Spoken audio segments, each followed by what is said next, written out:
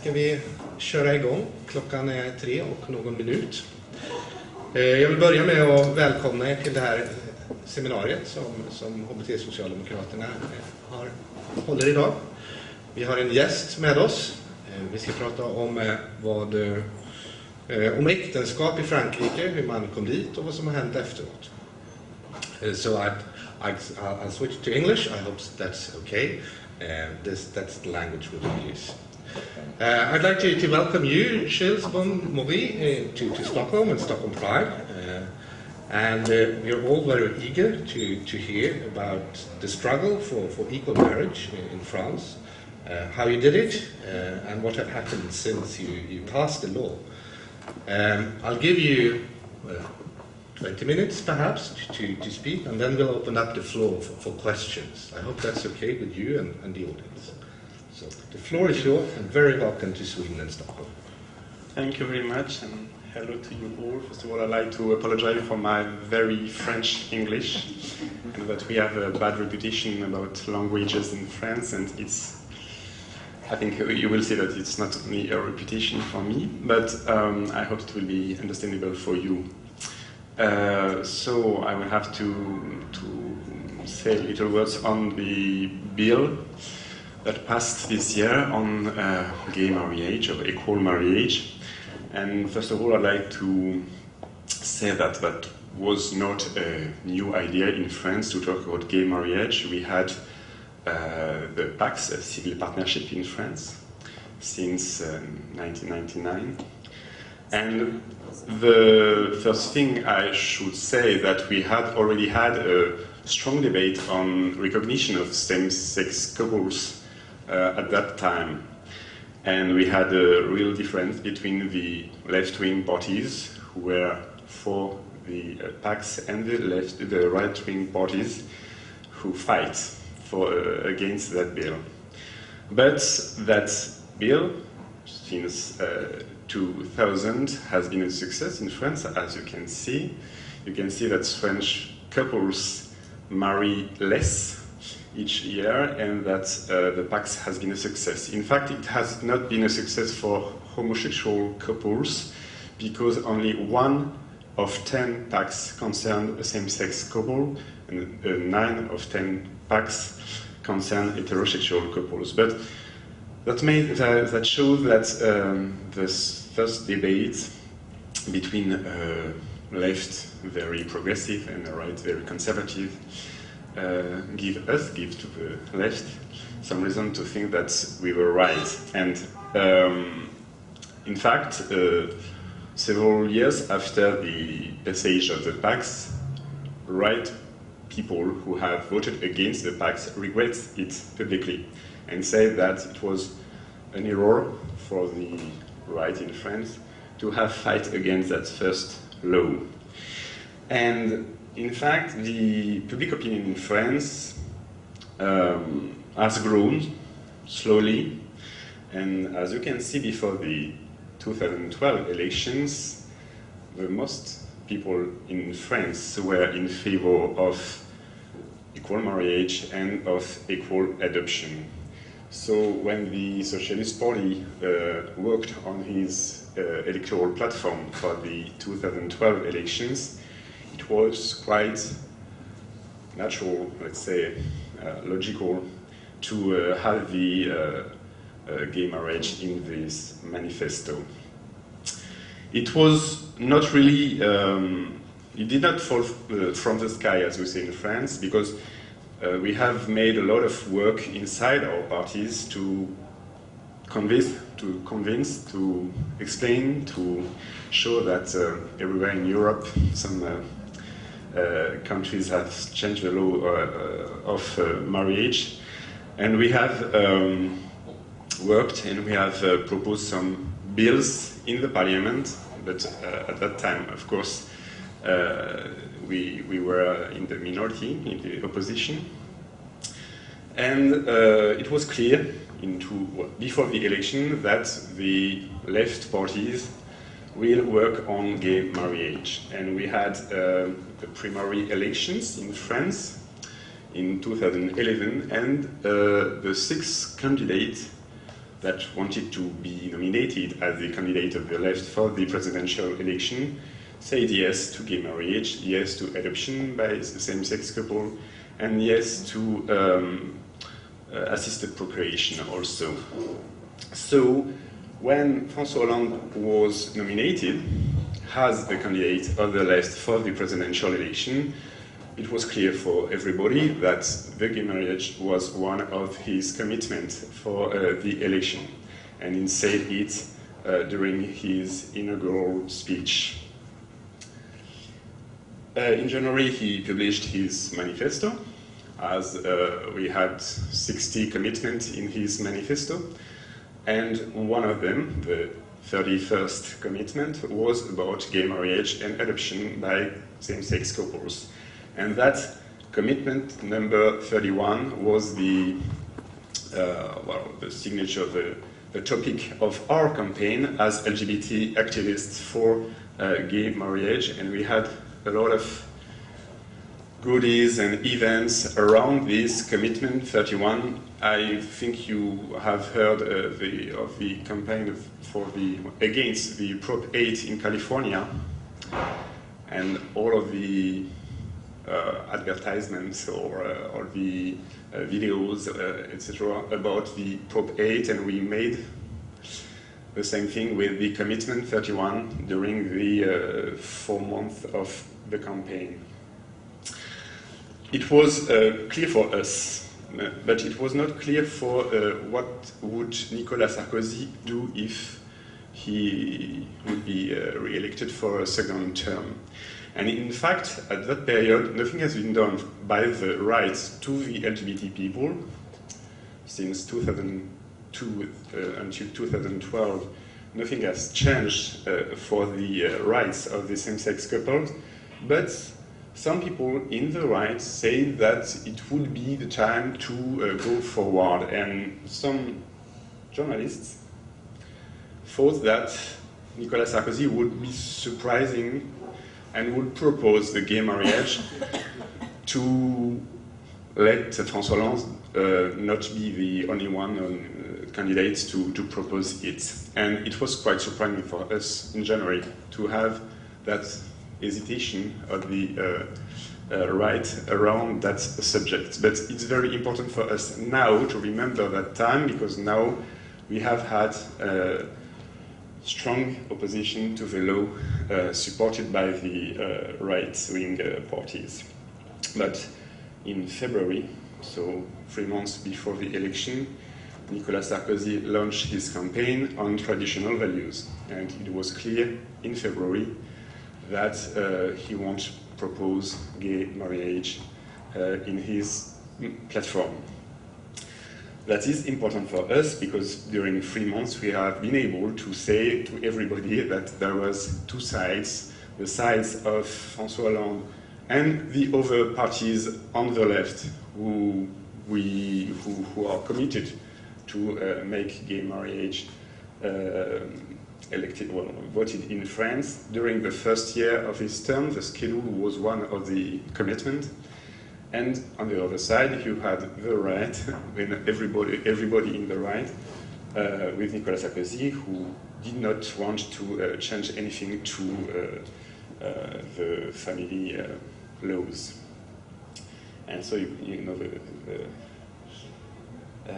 events. François Hollande has been elected, and the weeks before the election, between the two rounds of the election, every LGBT association have asked for vote for François Hollande. And that was one of the issues that was really seen as what would change if François Hollande would be elected. But we had a legislative election in the end of June, so the parliamentary work could not begin until the summer. And France, as every European country, was suffering for economic crisis, so politically it was necessary to begin the new term by economic, employment, social issues. And we have asked that gay marriage will be issued for the autumn and winter and be adopted in the spring of 2013. And it has been very long, in fact, and it has led some people able to organize themselves. And at the beginning of the work on that laws, we have had some organizations which was very discreet before, who have organized some demonstrations. The first one is the pro-life organization in France, which is quite small, which do not collect a lot of people, but it was well organized and was able to organize some demonstration. You see here, you have women on the side saying, a dead mom, you do not lie to children, and in the other side, in blue, you have the same thing with men. It's something quite burlesque, quite caricatural, and at that time, the press did not react a lot. And at that time, it seems to have been something quite strange, but not very heavy in a political way. You had some citizens who react freely. The two girls, they are straight. It was in Marseille. Has been the source of the LGBT movement for a few weeks because this photo, this picture, has been all over in the LGBT web in France during these times. And it shows that when you have a chance to see such a demonstration, you want to show that you do not agree. But that's what citizens have done. The government has also acted with a national program against homophobia, lesbophobia, and transphobia in October.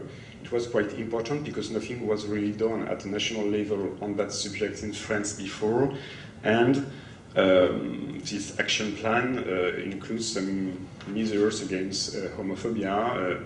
It improves the way victims are received in the police offices. It provides the support of organizations against homophobia. He organized a work with the trade unions to make it able to fight against homophobia in the employment, in the workplaces. It provides, I think, training of professionals on these issues. So teachers, police officers, judges, nurses are now trained in France to understand what is homophobic harassment. And there is also an international point of view that on that work program, the government asked to the embassies to help LGBT activists. And François Hollande himself say a few words in the United Nations General Assembly to make the issue of decriminalization of homosexuality more visible. So we had something like, well, we speak about homophobia at the time in a governmental level. And the week after, we were able to present the bill. Our Minister of Justice, Christiane Taubira, has done her job with the bill of gay marriage and gay adoption. In fact, it's the equal marriage in France. When you are married, you are able to adopt. So it's marriage and adoption. And the right began to organize some demonstrations, some big demonstrations, when you could find some bishops, some right MPs, and some religious organizations together. Well, some right and some extreme right MPs together also. And we discovered that the gay marriage was one of the issues that make the right able to reconstruct herself, in fact. And it was quite, well, it was a surprise for us because we knew that in the right you will find a lot of people who agree with gay marriage, but these people stay quiet and silent during that period. everything was done by the organizations to control the image and the reputation of this demonstration, to let it, not to be seen as a homophobic movement.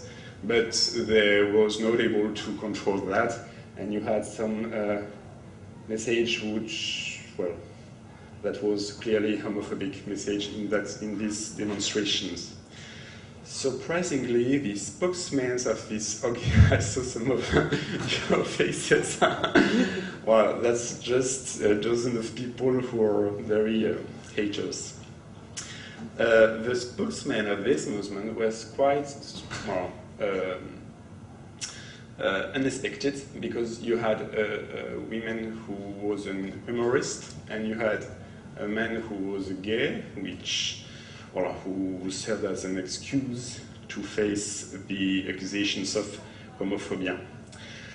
And of course, when you see that on television you want to react, so the LGBT movement has reacted, but it's not spontaneous for LGBT movement that have already obtained their what they were asking for, to go to the street and say we want the law that has been written by the government. So it was quite strange, but because of the images of people against gay marriage, we have organized demonstration of people for equality, which is quite strange because the election in May 2012 has already answered to that questions. And you had, well, both sides has managed to collect hundreds of thousands of people. So, you know, we have a country where it's quite easy to organize big demonstrations. And the question is not a question of figures, but of what stay now. So you had people against, and you had people for, with a lot of MPs in favor, a lot of MPs against. And I think the demonstration in favor of equal marriage were quite smarter, nice, colored. And that is the last one of demonstration against equal marriage, and you see that the topics, it's written, I need a father and a mother. It was quite strange, because when you say I need a father and a mother, you don't talk on gay marriage, but you talk on a single mother, you talk on adoption, a lot of subjects, and we feel that that sort of speech had no future. In fact, you may have heard of some real violence, but it's only in the end of the parliamentary work that some of extremist right-wing people have been violence against the policemen around the National Assembly. It was only a few people and a few days. And at the end of April, we were able to celebrate the final vote on the bill. Of course, Christian Taubira, which is the Minister of Justice, was applauded, and we organized some celebration about that victory, and we organized also public concert with Mika. I don't know if you know Mika. He was there to celebrate it. The right MPs has asked for the Constitutional Court to repeal the law. The Constitutional Court didn't repeal the law, but it explained the term, and the law of gay marriage in France is the law of the May the 17th, is the day of the International Day Against Homophobia. It's because it's the time when François Hollande was able to enact the law. And because it takes 10 days in France between the announcement and the celebration of a wedding, a minimum of 10 days, the first marriage was celebrated on May the 29th. Before hundreds, in front of hundreds of journalists, in fact, and also in front of hundreds of LGBT activists, because the one in the left is the chairman of the Gay Pride in his town, in Montpellier. Well, So for us, it's now, of course, a victory. I would insist on several points of the public opinion. We have seen that there were a lot of people in the streets against the law. But if you ask now to French people, if you were invited, you would go to the wedding of a gay couple, the huge majority said yes. And if you ask personally, do you favor or oppose to the law, there is a short majority to say yes, and that's the same figure as before the election. So the position of the French people has not changed through this debate and this demonstration. And perhaps it's the most important for us, but if you ask for the French people, do you think that if the right wins the next presidential election, it will be allowing same-sex couples to marry and adopt children? The most majority of French people say no, it won't change. So we think that that law has been made for a long time. Thank you very much for your attention.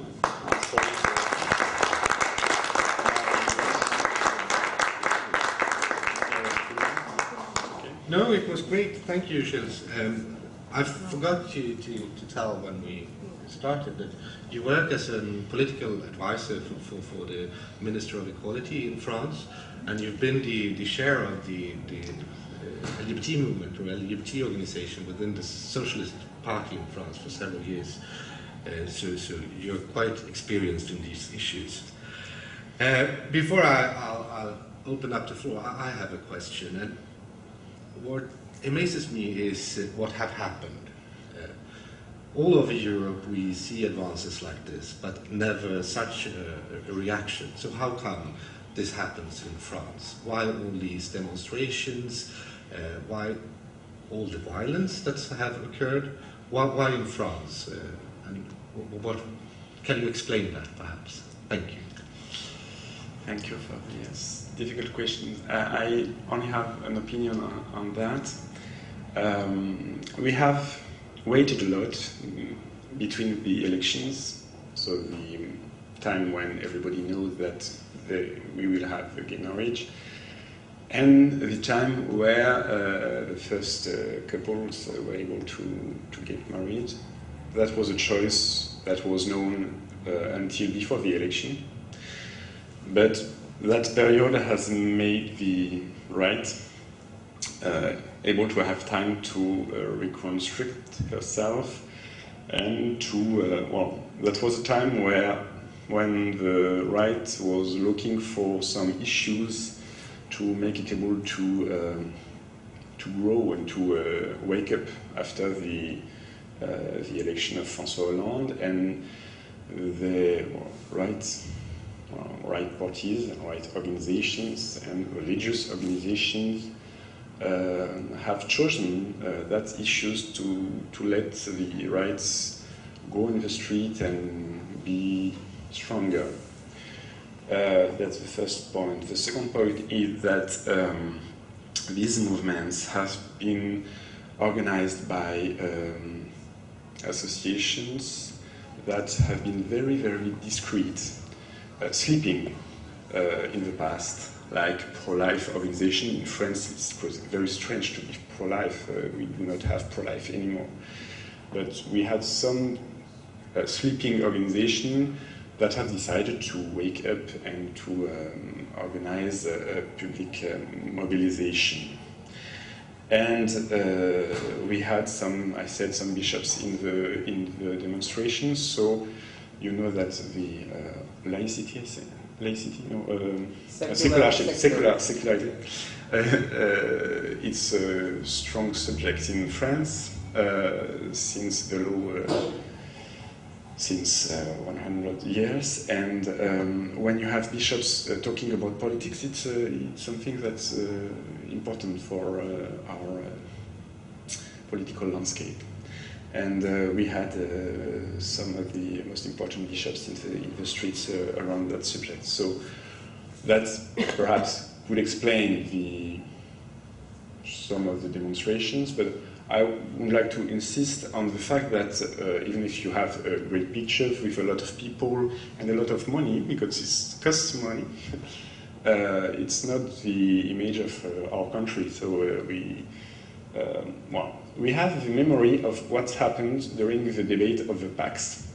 It was not so big than the demonstration on the gay marriage, but we had some demonstrations against the PACs, and it hurts homosexual people and the LGBT movement.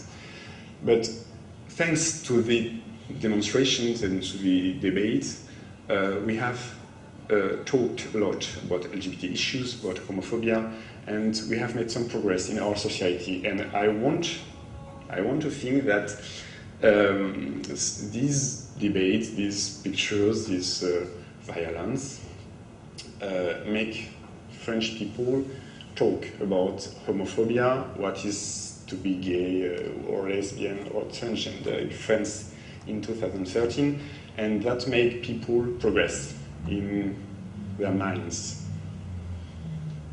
Yes. Thank you. So, any questions from the audience? I'll take 2 questions at once. If you have problems with speaking in English, I'll happily translate from Swedish to English. So, I wonder if you would like to tell us about Madame Taubira's famous fit of laughter in the parliament. Fit of laughter? Fit of laughter. Madame Taubira, you said fit? Fit of laughter. Fit of laughter. I see what you're talking about. Yeah. Wow. I thought it was rather nice. let's see if this. It will be difficult to translate, but all right. Madame Taubira was the minister in charge of the text, and she was in the National Assembly during 100 hours of debate. Also the nights, she were quite tired, and everybody was tired, and the right MPs who were there was quite heavy in their political approach. And I think you are talking about Petit Bout, yes? No? Well, she, at what time, so one of the anti-equal marriage was talking about a little subject in the law, and she said, I don't know if I should talk about that, it's a question of she said, you don't have to debate on that subject little piece by little piece of the subject. And in France, when you say little piece by little piece, you could talk about anything else but the subject. And so he has been quite surprised, that's that word, and she was surprised also by her own word, and she laughed a lot. But she was tired, it was the night. And in fact, when you have 100 hours of debate around every subject around the gay marriage, there are some funny times, in fact. And there are some not funny times, because we have some MPs who talked about killing children. So the debate was not really at the level at which we could have expected it to be. Okay. More questions? Okay. Then I'll have one. Your neighbour across the water, Great Britain, a conservative-run country, introduces legislation on equal marriage. What's the difference? Why do you think it was possible in the UK, and why did the right in France react as it did? Isn't it a bit strange? First of all, we have made it before the UK. And second of all, I think the place of religion and of religious organization is not the same. And third of all, I think that the UK laws were more less far away from the marriage than the French law, so the step was not exactly the same. And well, it was difficult because we had some pictures of huge demonstrations, but the law is the law, and we have already 1,000 couples married in France, so it's not... we didn't... well, we have a victory, in fact. We should not see that as anything else but a victory. Matthias, please.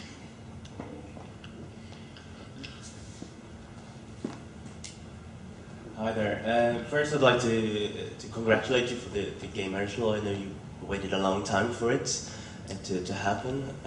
I'm just wondering about future topics that you need to discuss now. Are there any hard, difficult issues that you want to progress with now when you've had the gay marriage law finalized now? That's my question. On the LGBT issues, we have some subjects on the table now. We have the transgender situation with the law about the identity changes. We have worked on that. We have some proposals. We have some MPs who work on that issue, and we could have a law which make it able to change the identity without any medical condition, which is one of the recommendations of the Council of Europe, in fact. And we have the question of assisted procreation, because when you have some women in France who want to get pregnant, they have to go to Belgium or to Spain to be pregnant. And well, it's a debate actually in France around that subject. Even if the government has already said that we won't change the law about surrogacy motherhood, it means procreation for the men with a surrogate mother. But there is also a lot of other issues outside the LGBT issues. So we have 4 more years until the next national election, so we have work to do, yes. More questions? Adeli? Yeah, I also want to say congratulations to the bill. I just want to know about how did you handle it inside the party, the issue, the question? Because we know, as a social democrat also here in Sweden, that even if with stars and roses and everything when the bill gets through, we know that some of our friends also think these questions are not issues that we should talk about. I know what you mean. Yeah, I just want to know if you have worked a lot with it inside the party or... Well, I was the chairman of the sister organization of HBTS in Sweden, and we have worked a lot since 2002 to make it able to have a platform with the gay marriage. In fact, we worked on the 2 levels, the national level, to make it able to have this issue on the national programs. And it's the case since 2004, in fact. Since 2004, the Socialist Party is for gay marriage. And we have to act on the local level to convince each elected people. Because, in fact, it's more easier to talk about LGBT rights in Paris in a comfortable way than in all countrysides of France, where elected people are afraid to talk about gay things, etc. So we had to work with our local delegations to convince and to link our subject with the feminist movement, because it's the same enemies, it's the same subjects, and the same methods, it's the same meetings. So we have worked to wake up the feminist identity of the Socialist Party also, to make it able to have the conscience, or to keep in mind that it's one of the socialist more important issue, equality. And now inside the Social Party, you don't have anyone who is against. In fact, we had last year the beginning of something, but it's no more a problem. We had some people who said, as a Christian, it's a problem for me inside the Socialist Party too, especially in the I don't know how to say that, the former colony of France in the NTS. That's why it was very important for us to have Christian Taubira, who was elected in Guyane, because that are some places on the French territory where it's more difficult to talk about gay issues. Mer frågor? Det kommer en mikrofon. I was wondering about, so now you have marriage and adoption. How does, if you think from a European perspective, where you would like people to be able to move around, move between different countries and so on, you have adoption, you don't have the medically assisted procreation yet. How does the French law, if it says anything, because I should admit I didn't read it yet, but does it say anything about what you do with international couples, so French people living abroad, having had children abroad, that they're already the parents of, but that they have not adopted because, for example, in Sweden you don't have to go through with the adoption if you do everything in Sweden. Does the law actually say anything about that? Do you understand what the question? All right. When someone is the parent of someone else and come in France, France doesn't ask how you were the parent of anybody. So if you have been recognized as the parent in Sweden, for example, or in Spain, you mentioned, you will be the parent legally in France. The problem is when a woman wants to be pregnant in France, she goes to Brussels. She's pregnant, but she's pregnant in France, and the kid lives is born in France and lives in France. So it's not a problem, and nobody asks her how she was pregnant. So the legal complication is for the second mother, who was not the one who carried the baby. And actually, with the law we have passed, the second mother has to be the wife of the first mother to adopt the child, and she is able to do it only if there is no other parent. So if they have chosen to have a co-parentality model with men and women, it's impossible to have adoption if the kid has already two parents. We have some difficulties about binational couples, but not with Sweden. But in 11 countries, the international conventions between France and these countries, like Poland or Algeria, Morocco, Tunisia, these conventions forbid France to celebrate wedding with someone from gay wedding with someone from these states. So we have a legal problem on the binational couples, French with an Algerian, French with Tunisian, etc. But we are working on that issue, which is perhaps for the courts, in fact, because it's not really clear at a law aspect. There's time for one more question. Okay, then I'll have one. You've touched upon it a bit. France is a huge country, has a huge impact on the world scene, and you have also had colonies before, which you have good contacts with today. You mentioned Algeria and others. How will this law affect the world? In fact, one comment on I know that the Russian situation has hurt the Swedish people a lot, the Swedish LGBT movement a lot, because we know that we have homophobic laws in Russia, and it hurts also the French diplomacy, of course. But France is also hurt by the laws and situation of the francophone area,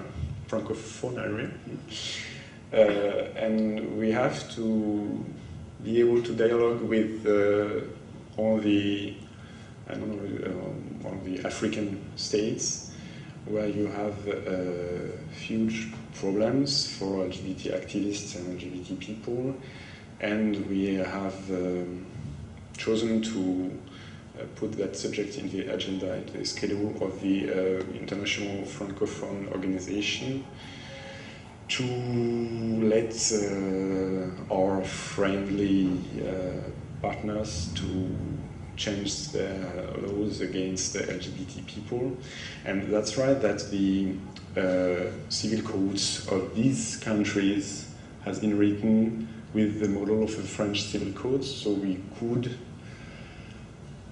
hope that it will influence them in a nice way. Thank you very much for coming here and speaking to us. I have a little gift. But... Oh.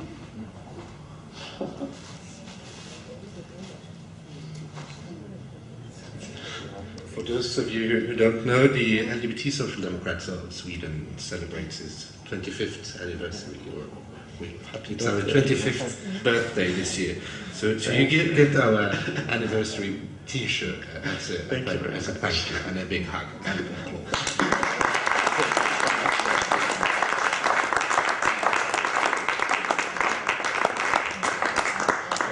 Thank you.